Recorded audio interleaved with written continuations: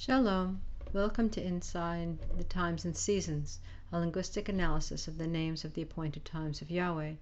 Today we're beginning the third festival, the third feast of Yahweh, which is the measure of the beginning, Omer Reisheet.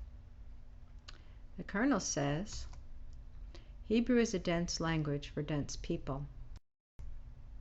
A dense language means the meaning for each word is encoded in the letters of the word. So each letter has a picture that's associated with it. When we put these pictures together, we get actually a meaning for the word. We also have a system of related roots that gives a deeper meaning to each word. And the grammar of the language compresses many ideas into one word unit. So in this series, we're just dealing with the system of related roots. A dense people means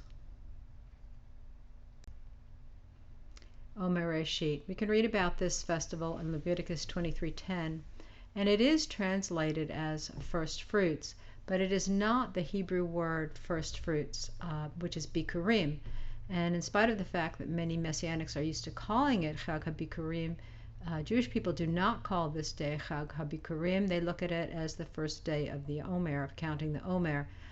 Chag HaBikurim is reserved for an alternate name for Shavuot, which we'll be discussing in the next lesson. So we're going to find out exactly what is the biblical meaning of Omer Reisheet. There are two first fruits harvests, in other words, and this is the harvest, the barley harvest that the people were commanded to celebrate after they came into the land. And we always remember that every festival is an occasion to consider them as a remembrance of the Exodus from Egypt. So the first word of the name is Omer, and an Omer means a sheaf or a dry measure, and it comes from the root to bind something up. So the sheaves were bound in the field before they were cut. In Ruth 2:7 we read, "And she said, I pray you, let me glean and gather after the reapers among the sheaves. So she came, and hath continued even from the morning until now, that she tarried a little in the house." So this is the report of the chief of the reapers to Boaz about Ruth and who she is. Exodus 16:16. "This is the thing which Yahweh hath commanded. Gather of it every man according to his eating, an omer for every person. According to the number of your persons, take ye every man for them which are in his tents." So by extension of the binding, Omer as a verb can also mean to treat as a slave. Deuteronomy 21:14. "And it shall be, if thou have no delight in her, then thou shalt let her go whither she will, but thou shalt not sell her at all for money. Thou shalt not make merchandise of her, because thou hast humbled her."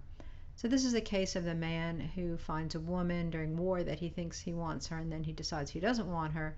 He is not allowed to sell her. He's not allowed to treat her as a slave. Also, by extension, the word Amorah, which is the city of Gomorrah, possibly because it's wealthy in grain, but we also know that the city was bound up in sin. Genesis 18:20. "And Yahweh said, because the cry of Sodom and Gomorrah is great, and because their sin is very grievous." There was also an evil king, Omri, whose name is from the same root. He was the son of Ahab, both of them very wicked. 1 Kings 16:25. "But Omri wrought evil in the eyes of Yahweh, and did worse than all that were before him." Cognate roots are roots that are related to each other by linguistic rules of sound shift, and we are going to look at the roots of Omer. We're going to see the guttural at the front with an aleph mem resh, and also chet mem resh, what those words mean. So the verb amar, aleph mem resh, means to say or to speak, to think in one's heart, or to promise. And this idea is connected to the Omer in that it's a group of organized things. The sheaf is organized and bound up together as a unit, and our words are bound up together in sentences as a unit. Genesis 1:3, and God said, "Let there be light," and there was light. 2 Kings 8:19, yet Yahweh would not destroy Judah for David his servant's sake, as he promised him to give him always a light and to his children. Omer means clay or mortar, or things that are gathered together in a heap or a mound, and it also has the meaning of a dry measure. So it's a bunch of things that are cemented or glued together, similar to the sheaf and our words. Genesis 11:3, and they said one to another, "Go to, let us make brick and burn them thoroughly." And they had brick for stone, and slime they had for mortar. It was the glue that held the bricks together in an organized fashion. In Isaiah 45:9, woe unto him that striveth with his maker. Let the potsherds strive with the potsherds of the earth. Shall the clay say to him that fashioneth it, What makest thou? Or thy work? He hath no hands. Also for the meanings of a heap, in Exodus we see what happened to the frogs after they died. Exodus 8:14, they gathered them together upon heaps, and the land stank. In Numbers 11:32, and the people stood up all that day and all that night and all the next day, and they gathered the quails. He that gathered the least gathered 10 omers, or homers, or chomers, and they spread them all abroad for themselves round about the camp. The other part of the title of the holiday is Reisheet, and it means the first or the beginning, the best part, which is where we get the idea of first fruit from, and it comes from the word for head, which is Rosh. We see right in the first verse, Genesis 1:1, in the beginning, Bereishit, in the beginning, God created the heaven and the earth. Genesis 49:3, Reuben, thou art my firstborn, my might, and the beginning of my strength, the excellency of dignity and the excellency of power. Exodus 34:26, the first of the firstfruits of thy land thou shalt bring unto the house of Yahweh thy God. Thou shalt not seethe a kid in his mother's milk.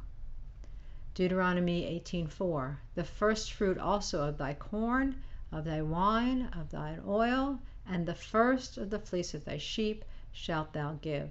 So we see that it's translated both as first and first fruit. It is a noun. The adjective for first is rishon, also a related word.